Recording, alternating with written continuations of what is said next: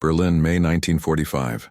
A whisper between mother and daughter would shatter everything they believed. When 19-year-old Greta met her first black soldier, years of lies collapsed in a single moment of truth. Greta Muller was born into a world that taught her to hate before she could even question why. It was 1926, and Berlin still carried the scars of the Great War, but those wounds would pale compared to what was coming. By the time she turned 12, the city had transformed into something unrecognizable. Swastika banners draped from every building. Torchlight parades filled the streets with fervent crowds, and everywhere, constantly, the propaganda seeped into every corner of daily life. The Hitler Youth took the children. Not by force, not at first. They made it exciting, mandatory, inevitable. In 1936, when Greta turned 10, she joined the Young Mädelbund, the Young Girls' League. By 14, she graduated to the Bund Deutscher Mädel, the League of German Girls. Every Wednesday and Saturday, meetings. Every summer, camps in the countryside. They taught her to march in formation, to sing the anthems with pride swelling in her chest, to believe without question in the superiority of her blood. The racial education came early and often. In dim schoolrooms, teachers pointed to charts showing skull measurements and nose angles. They brought in posters, grotesque caricatures that turned human beings into monsters. Jewish people depicted with exaggerated features and grasping hands. Slavic people shown as subhuman beasts. And black people, the few that existed in the German consciousness, portrayed as savage threats to civilization itself. Greta had never seen a black person in her life. Neither had most of her friends. Berlin was homogeneous, insular, and by design. The regime kept it that way. The small community of Afro-Germans who had lived in the Rhineland, children of French colonial soldiers from the occupation after the First War, had been systematically sterilized throughout the 1930s. The regime called them Rhineland bastards in official documents. By the time Greta was a teenager, they had virtually disappeared from public life, so the only images she had were the ones they gave her. Propaganda films like The Eternal Jew played in cinemas, weaving elaborate lies about racial conspiracy. Posters on every street corner warned of contamination and danger. At BDM meetings, leaders spoke in hushed, urgent tones about protecting racial purity, about the threats lurking beyond Germany's borders. They made it sound like duty, like survival, like righteousness. Greta believed it all. Why wouldn't she? It was all she had ever known. Her teachers said it. Her youth leaders said it. The radio broadcast said it. The newspapers printed it. Even her parents, though less enthusiastic than some, never contradicted it. Her father, a postal worker before the war, had nodded along silently to the speeches. Her mother kept a tidy home and never spoke of politics at dinner. Then the war came, and believing became surviving. Greta's father was conscripted in 1940, sent east with promises of quick victory. The letters came regularly at first, carefully censored, speaking of camaraderie and duty. Then they came less frequently. Then they stopped altogether. The official notification arrived in October 1943. Killed in action near Kursk. No body recovered. Just a name on an ever-growing list. Her mother, Frau Müller, aged overnight. The woman who had kept a meticulous household suddenly struggled to find bread. Greta, 17 then, took on more responsibilities. Her younger sister Anna, only 10, didn't fully understand why Papa wasn't coming home. By 1944, the war had turned. Everyone knew it, though speaking such thoughts aloud invited danger. The bombings intensified. British and American aircraft filled the night skies, their payloads transforming Berlin into a landscape of rubble and ash. Greta and her family spent countless nights in their basement, listening to the shriek of air raid sirens and the thunder of explosions that shook dust from the ceiling beams. The propaganda shifted. No longer triumphant, it became desperate. Miracle weapons were promised. Final victory assured. Hold fast. Sacrifice more. Trust the Führer. Greta wanted to believe, tried to believe, but hunger and fear have a way of eroding certainty. April 1945 brought the final reckoning. The Soviet army crashed into Berlin like a tidal wave of steel and fury. Artillery bombardments turned entire neighborhoods to powder. The thunder never stopped. Day and night, shells screamed overhead, detonating with earth-shaking force. The civilian death toll climbed into the tens of thousands within days. Greta's family huddled in their basement with neighbors, rationing water and dwindling food supplies. The official rations had dropped to 300 calories per day, barely enough to sustain life. People boiled tree bark to make something resembling soup. Children cried from hunger that no lullaby could soothe. The propaganda continued even as the world collapsed. Radio broadcasts insisted victory was near, that secret weapons would turn the tide, that relief forces were coming. But the explosions grew closer. The ground shook harder. Reality and lies existed in the same terrible space, and people clung to whichever helped them survive another hour. On April 30th, whispers spread through the shelters. The Führer was dead. Suicide in his bunker. The news broke something fundamental. If even he had given up, what was left to believe in? The fighting continued for 2 more days. Street by street, building by building, the Soviet forces pushed forward. German resistance crumbled. On May 2nd, the city garrison surrendered. The guns finally fell silent. Greta emerged from the basement into unrecognizable ruins. Her street, once lined with neat apartment buildings and small shops, had become a canyon of broken stone. The smell of death and smoke hung thick. Bodies lay under rubble. Water pipes burst, flooding craters. Fire still smoldered in collapsed structures. Soviet troops occupied their district. Frau Müller kept Greta and Anna hidden as much as possible. The rumors of what happened to women were not rumors. They were warnings, instructions for survival. Stay quiet. Stay hidden. Move only when necessary. For 6 days, they remained in the basement, emerging only briefly for water from a broken main 3 blocks away. The city had no electricity, no gas, no functioning infrastructure. Berlin had become a medieval ruin populated by ghosts. Then, on May 9th, the day after the official Victory in Europe Day, something changed. American voices echoed down the street. The Allies had divided Berlin into occupation sectors, and the Americans had arrived to claim theirs. Frau Müller made the decision that morning. They needed food. The basement was empty, except for a few moldy potatoes. Anna, thin and pale, could barely stand without dizziness. They had to risk it. Greta helped her mother wrap shawls around their shoulders despite the mild spring weather. Layers meant places to hide any food they might find. Anna held Greta's hand as they picked their way through rubble-strewn streets. The Brandenburg Gate stood in the distance, damaged but defiant. The Reichstag was a burnt shell. Greta had marched past these monuments in formation during BDM parades, pride swelling in her chest. Now they were tombstones marking the death of everything she'd been taught to believe in. They turned a corner and saw them. American soldiers. A dozen men in olive uniforms with white stars on their helmets and vehicles. They had set up a distribution point, and a small crowd of desperate Berliners had already gathered. Greta's breath caught. Among the soldiers were black men, 3 of them, moving among the crowd with boxes of supplies. She froze mid-step. She had never seen a black person before. Not in reality.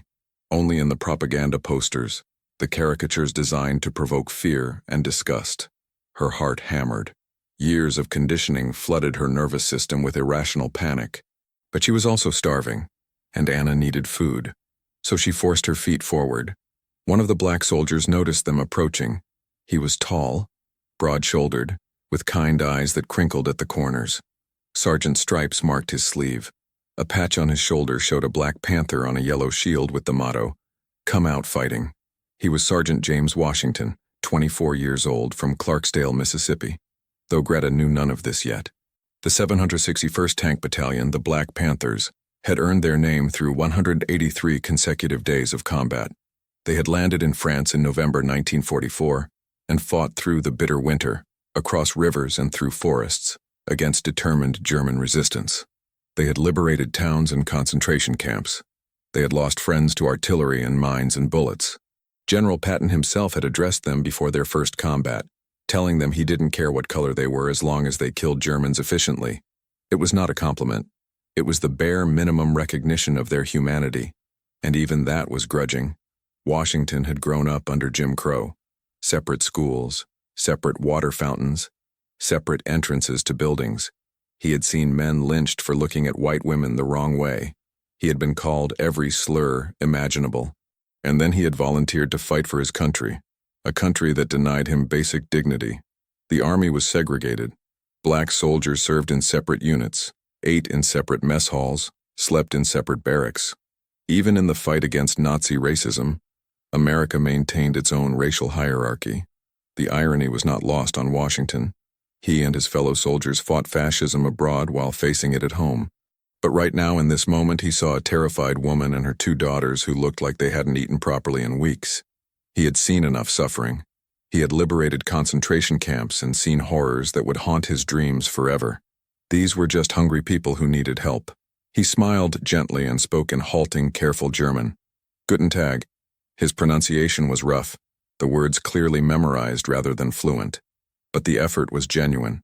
He reached into a wooden crate and pulled out K-ration boxes, the standard American field rations. Canned meat, crackers, powdered coffee, sugar tablets. To Greta's family, it looked like a feast. He handed 2 boxes to Frau Müller, nodding respectfully. For you, ma'am. Ma'am. He called her mother ma'am. With respect, with dignity, as if they were human beings deserving of courtesy. Then Washington knelt down to Anna's eye level. The little girl shrank back, pressing against Greta's side. He maintained his gentle smile and reached into his jacket pocket, producing a Hershey's chocolate bar. Standard issue, given to every American soldier. GIs had been handing them out to children across liberated Europe for months now. Schokolade, Washington said, one of the few German words he'd learned. For dish. Anna's eyes went wide. She hadn't seen chocolate in 2 years. Rationing had eliminated such luxuries long ago. She looked up at her mother for permission. Frau Müller nodded, tears forming in her eyes, though she fought to keep her expression neutral. Anna carefully took the chocolate bar, holding it like precious treasure. Thank you, Frau Müller managed in broken English. Danke. Thank you. Washington stood, tipping his helmet slightly in acknowledgement. You're welcome, ma'am. Stay safe. He moved on to the next family, his duties continuing. Just another moment of small kindness in an ocean of suffering. For him, it was simply what decent people did. But for Greta, standing there watching this black soldier smile at her little sister, watching him treat her mother with respect, watching him offer help without expectation or threat, something fundamental cracked inside her mind. The propaganda had shown monsters, savage beasts, dangerous subhumans, threats to civilization. But before her stood a man, just a man, tired, far from home, who had every reason to hate Germans but instead offered chocolate to a hungry child. Every poster she'd ever seen, every lecture she'd endured, every warning she'd internalized, collapsed like the buildings around them. If they had lied about this so obviously and completely, what else had been a lie? The war's purpose? The enemies they'd fought? The camps she was hearing whispered rumors about? Everything? The cognitive dissonance was physically painful. Her worldview, constructed carefully over 19 years, disintegrated in seconds. She felt dizzy, unmoored, as if the ground beneath her feet had given way. She leaned close to her mother's ear, needing to speak the realization aloud, needing confirmation that she wasn't losing her mind. "Mama," she whispered, her voice shaking. "They lied to us about everything, didn't they?" Frau Müller's tears spilled over. She didn't speak. She couldn't. Words were inadequate. Instead, she squeezed Greta's hand so tightly it hurt, a lifeline in the chaos. Because yes, they had lied. About everything. The implications spread like cracks through ice. If the racial propaganda was false, then the justifications for war were false. If the justifications were false, then the deaths were meaningless. Greta's father, dead in a Russian field, hundreds of thousands of German soldiers, millions of others, all for lies. And the camps. Oh God, the camps. The rumors were spreading faster now that the fighting had stopped. Liberation of concentration camps, mountains of bodies, gas chambers, industrial murder. Greta had heard whispers, seen people's faces when they spoke of it, watched as some Germans were forced to tour the sites and returned hollow-eyed and broken. The racial inferiors they'd been taught to fear and hate had been systematically exterminated. Not in combat, not in war, but in factories designed for killing. While people like Greta sang anthems and marched in parades and believed they were the righteous ones, the full weight of it hadn't hit her yet. The mind protects itself from truths too terrible to absorb all at once. But the first crack had formed, and cracks spread. They returned to their basement with the rations, and that night they ate better than they had in weeks. The canned meat tasted strange, too rich for stomachs shrunken by starvation. But it was food, real food, given freely by the men they'd been taught were enemies. Over the following days, the pattern repeated. American soldiers maintained a presence in their district, distributing supplies, establishing order, beginning the impossible task of organizing a shattered city. Greta saw Washington several more times. He seemed to remember them, always nodding in recognition when their paths crossed.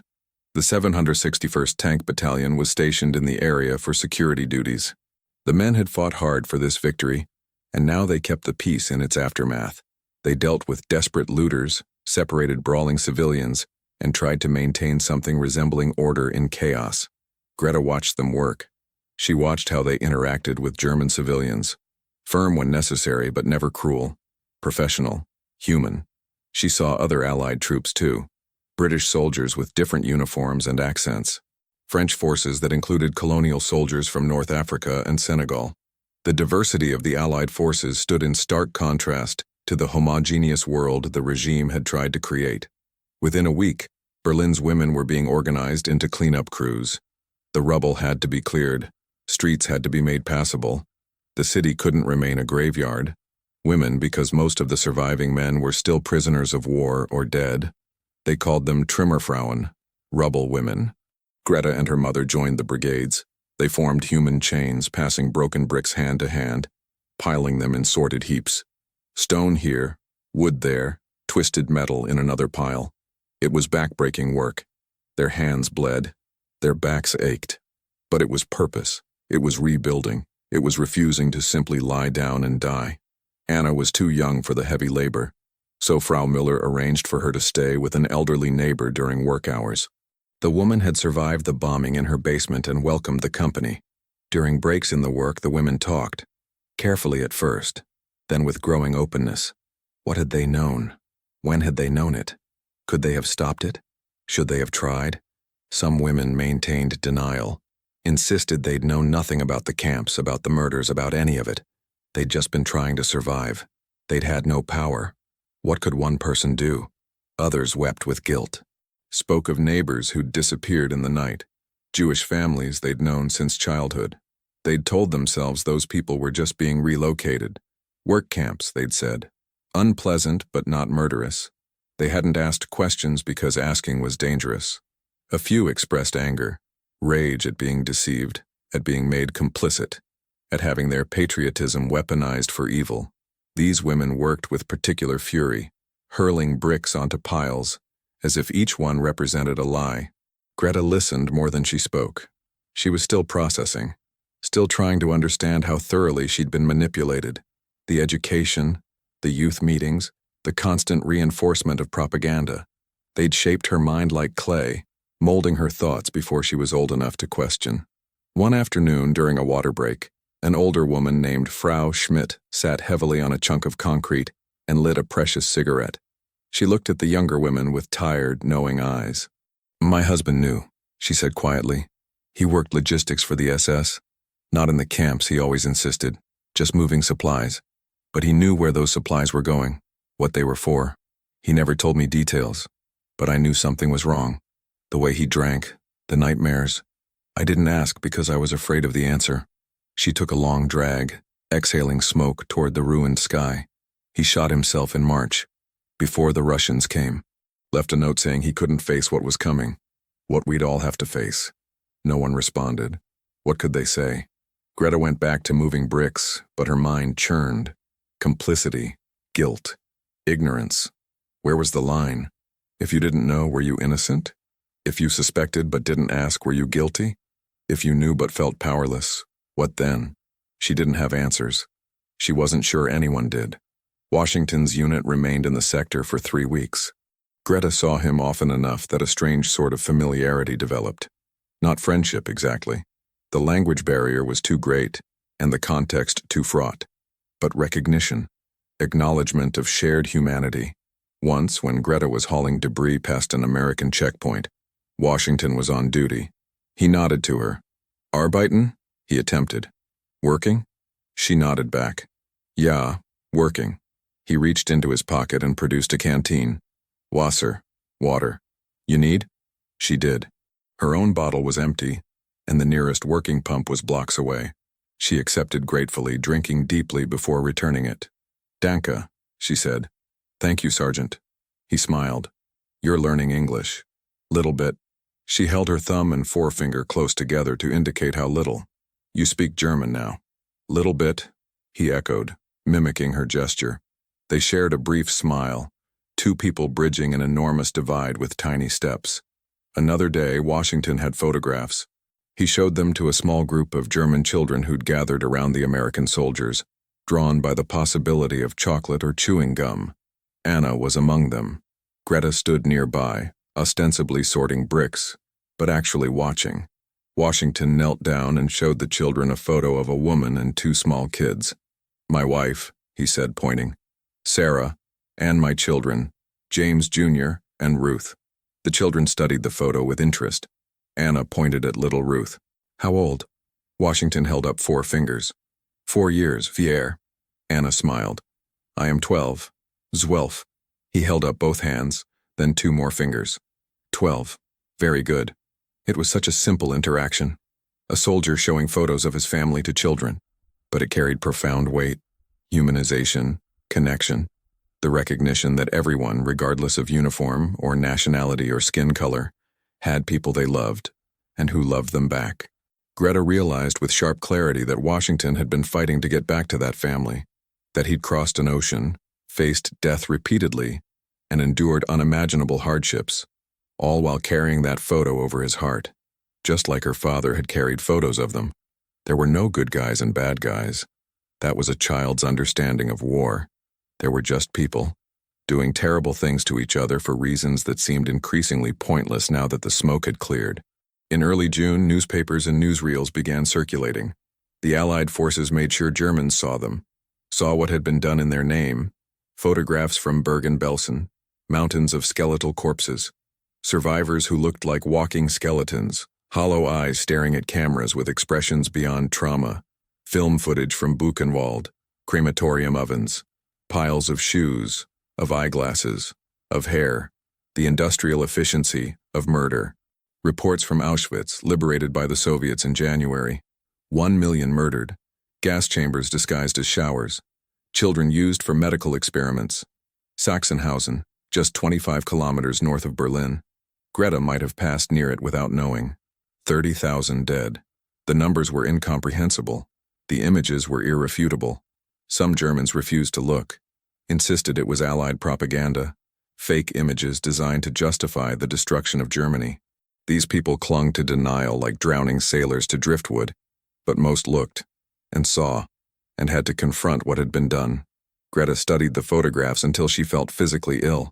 Then she forced herself to look more. This was the truth. This was what the lies had hidden. She had no right to look away. The Jewish families who'd lived on her street when she was small. The Goldsteins who'd run the bookshop. Gone in 1938, after Kristallnacht. She remembered the broken windows, the looted shelves. She'd been told they'd left for Palestine. Emigrated. She'd believed it. Where had they really gone? Which camp? Which mass grave? She'd walked past their boarded-up shop 1,000 times and never asked. Never questioned. Never cared enough to wonder. The guilt was crushing. Personal complicity felt too small a word for it. Collective guilt, then. Generational shame. How could they ever make amends for something so monstrous? How could they rebuild not just buildings but morality itself? An official program began. Delegations of German civilians were taken to tour nearby camps, forced to see what had happened, forced to confront it. Frau Müller was selected for one such tour to Sachsenhausen. She left early one morning and returned late, empty-eyed and silent. She went directly to bed without eating. Greta sat with her in the dark. Mama?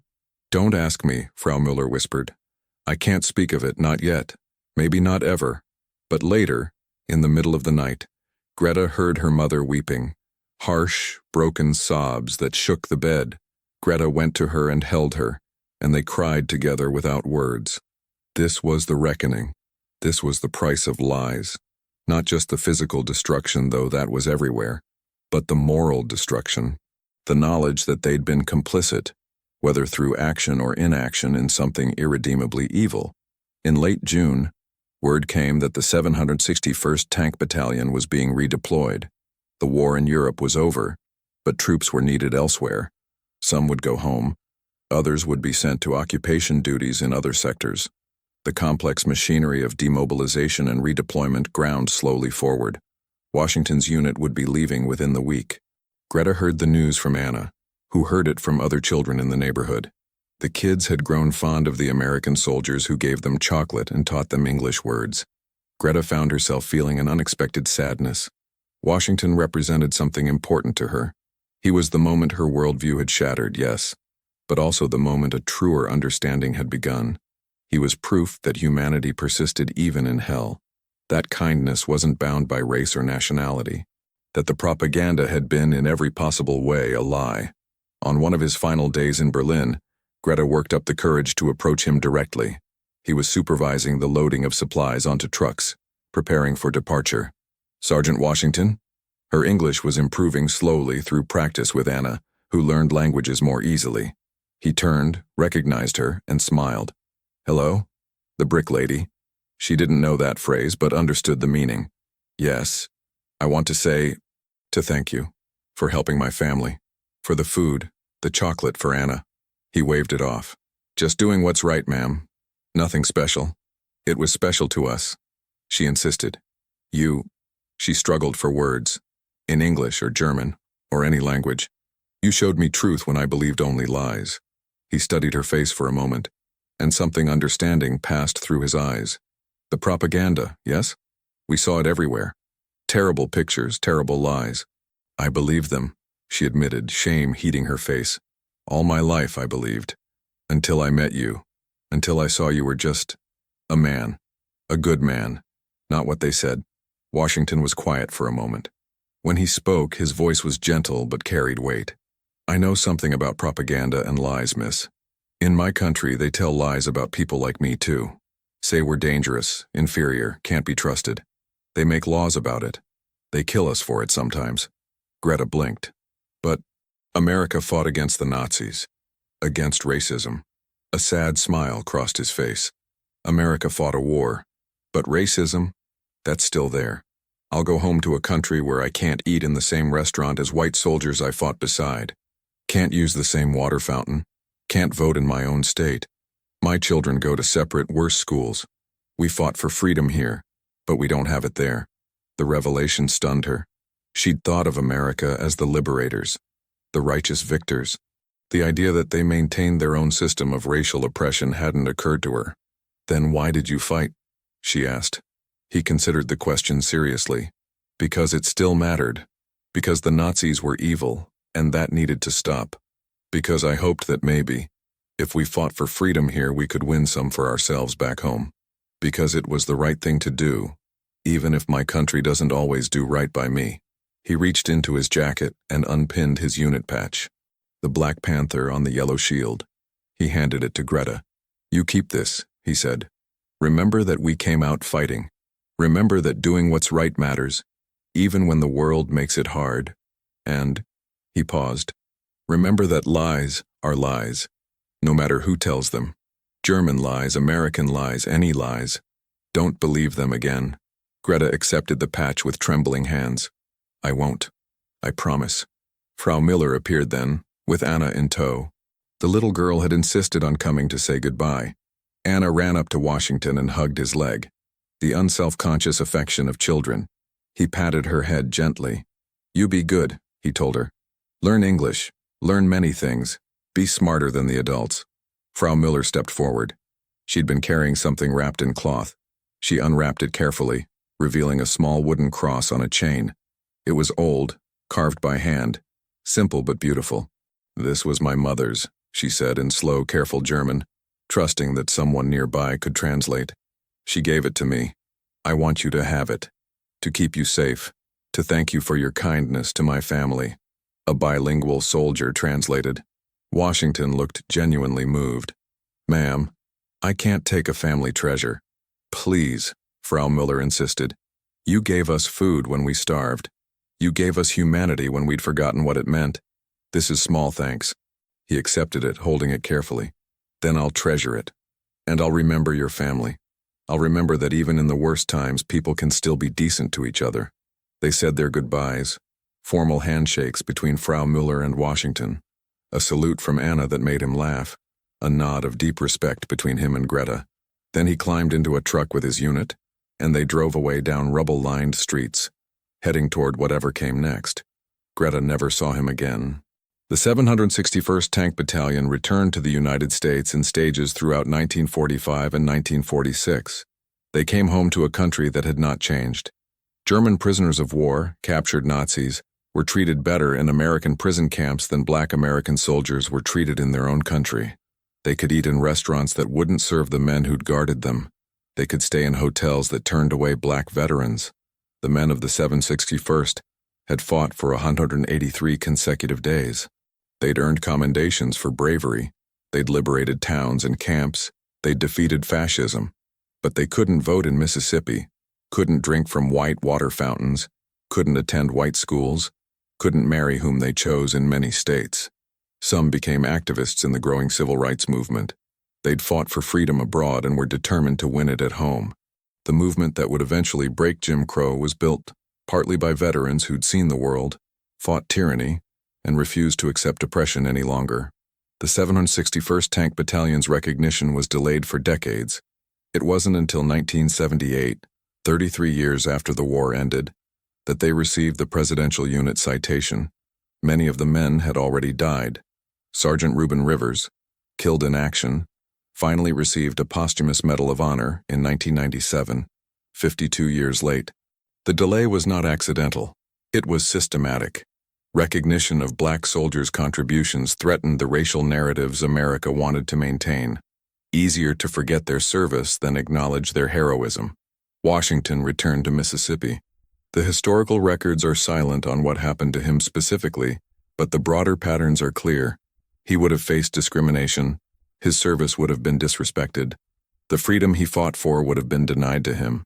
Whether he joined the civil rights movement, whether he lived to see progress, whether he told his children about a German family in Berlin who thanked him with a wooden cross, those details are lost to time. But the moment he created, the crack he opened in Greta's worldview, that echoed forward. Berlin slowly rebuilt. The rubble women cleared the streets. New buildings rose. The city was divided between East and West, becoming a symbol of Cold War division. But beneath the geopolitics, ordinary people tried to rebuild lives from ashes. Greta's generation had a term for it. Stunde Null, 0 hour, the moment when everything ended and had to be rebuilt from nothing, not just physically, but morally. They called themselves the skeptical generation.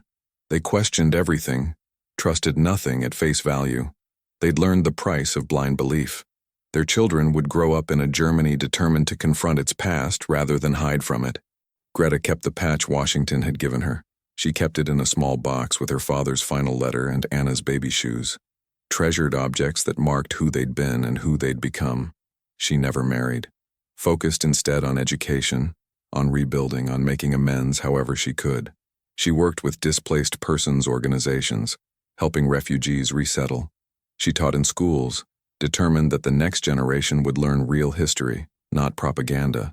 Anna grew up, married, had children. She named her son James, though she told her husband it was after a saint. Greta knew better. The whisper that day in May 1945 had been a moment of shattering, the collapse of constructed reality, the painful birth of awareness. But it was also the beginning of truth. History remembers the big moments, the invasions, the surrenders, the political agreements. But history is also made of small moments. A soldier offering chocolate to a hungry child. A woman realizing she'd been lied to. A brief connection between people who'd been taught to see each other as enemies. Those moments matter because they're the proof that propaganda fails when it meets reality. That dehumanization collapses in the face of simple kindness. That lies, no matter how pervasive, cannot survive contact with truth. The 761st Tank Battalion's motto was, "Come out fighting." They fought with courage and dignity despite facing racism both from the enemy and from their own country. They proved through their actions that the lies about them were exactly that. Lies. Greta's whisper to her mother contained worlds. They lied to us about everything, didn't they? Yes. About race. About war. About enemies and threats. About who deserved humanity and who didn't. About superiority and inferiority. About righteousness and evil. About everything. And once you see one lie clearly, you begin to see them all. That's the power of truth. It's fractal. Once you spot one piece, you can't unsee the pattern. The lesson isn't just historical. It's eternal. Every generation faces propaganda. Every era has its dehumanizing lies, its convenient scapegoats, its manufactured fears. The names change, the details shift, but the pattern remains. The defense is always the same. Remember that propaganda portrays people as categories, but reality shows you individuals. Remember that lies sound urgent and certain, while truth is often quiet and complicated. Remember that those who want to control you will try to control what you believe about others. And remember that somewhere, always there's a Greta being taught to hate. And somewhere, there's a Washington showing kindness, despite having every reason not to. And somewhere, a whispered realization is shattering a worldview built on lies.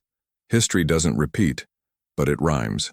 The photograph of Sergeant Washington and his family that he showed to German children in Berlin was real. The chocolate bars handed out by GIs across Europe were real. The 761st Tank Battalion's service was real. The segregation they faced at home was real. The concentration camps were real. The propaganda was real. The lies were real. And the moment when those lies met truth and shattered, that was real too. Greta Mueller carried that moment for the rest of her life, not as abstract lesson, but as lived experience. The day she saw clearly, perhaps for the first time, that humanity isn't bounded by race or nation, that kindness transcends conflict, that the person you've been taught to fear might be the one who saves you.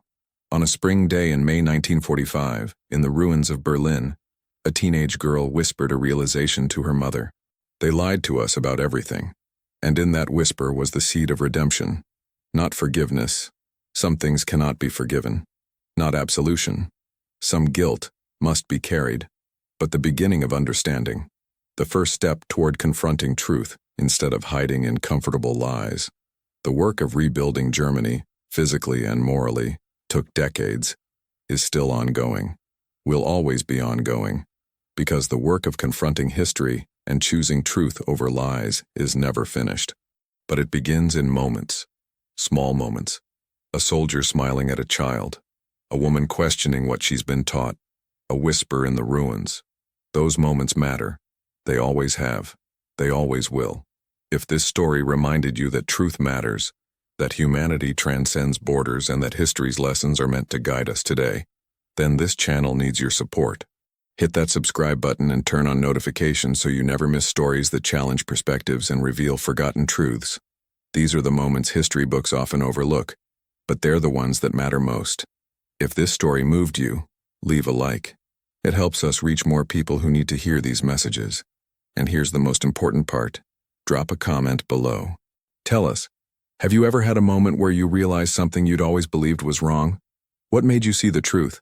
Or maybe you have a family story from this era. Share it. These conversations keep history alive and relevant. History isn't just about the past, it's about recognizing patterns, questioning narratives, and choosing truth over comfortable lies. Today, tomorrow, always. Subscribe, like, comment, and let's keep these crucial stories alive together.